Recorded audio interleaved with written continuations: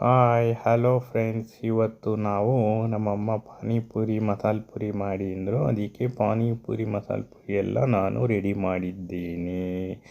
ನೋಡಿ ವಿಡಿಯೋನ. ಈಗ ಸರ್ವ್ ಮಾಡೋಕ್ಕೆ ಎಲ್ಲ ರೆಡಿ ಮಾಡ್ಕೋತೆ. ಇವನು ಆರ್ಯನ್, ನನ್ನ ಮಗ. ನೋಡಿ,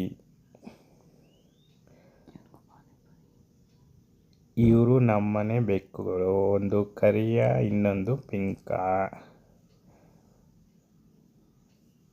ಇದು ಮಸಾಲೆ ಪುರಿ ತಟ್ಟೆಗೆ ರೆಡಿ ಮಾಡ್ತಾ ಇದ್ದೀನಿ.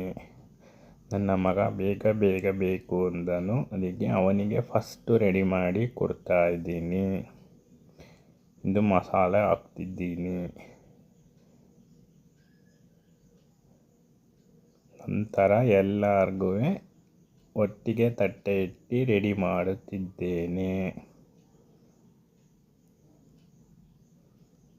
ಈಗ ಪೂರಿಗಳನ್ನು ಹಾಕುತ್ತಿದ್ದೇವೆ.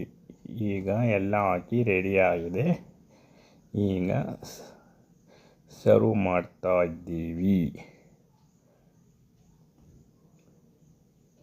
ಇದು ಉಂಡೆ ಮಸಾಲೆ ಪೂರಿಯನ್ನು ಮಾಡಿದ್ದೇವೆ.